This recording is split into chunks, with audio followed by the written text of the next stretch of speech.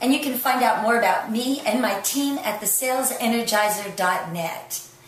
So today's sales training, I want to talk about cold reading. In fact, the next several videos will probably expand on that because we like to keep the videos short to keep your attention and to give you just enough meat so that you watch the next one.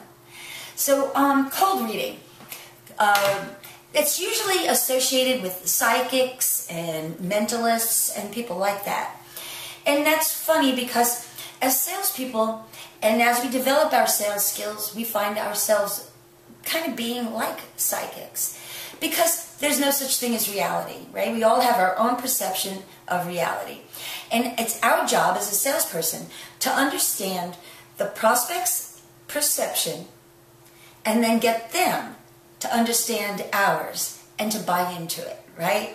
And that's, a lot of it is done in cold reading. They say 70% of the sales process is nonverbal. 70% of communication is nonverbal.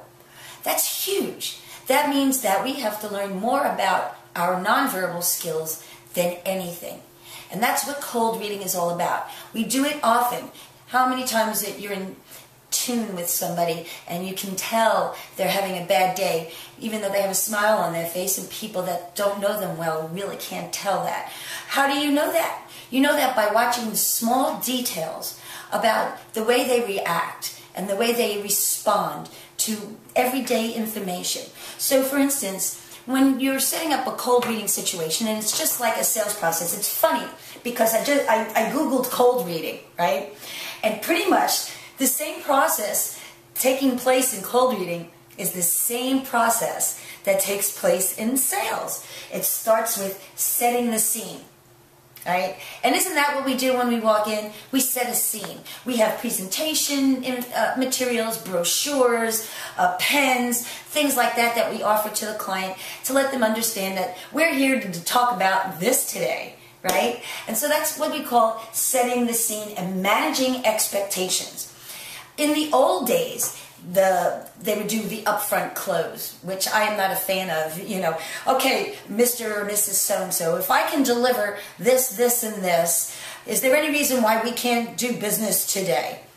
I was never a fan of saying that. I was never a fan of receiving that. And I'm not sure a lot of people respond as positively to that today as they did maybe 20 or 30 years ago when we were taught that. So we manage expectations differently. Like, I'm going to need your help on something to get, an understanding maybe of what it is that their financial needs are and where they need to be, say if you're a mortgage broker. Or it's important that you remain open and receptive. And that's huge. That's more important to get somebody to buy into than to get them to buy into closing with you today, because hey, that's what you're going to do anyway. We'll take this up further in the next training. Go get him.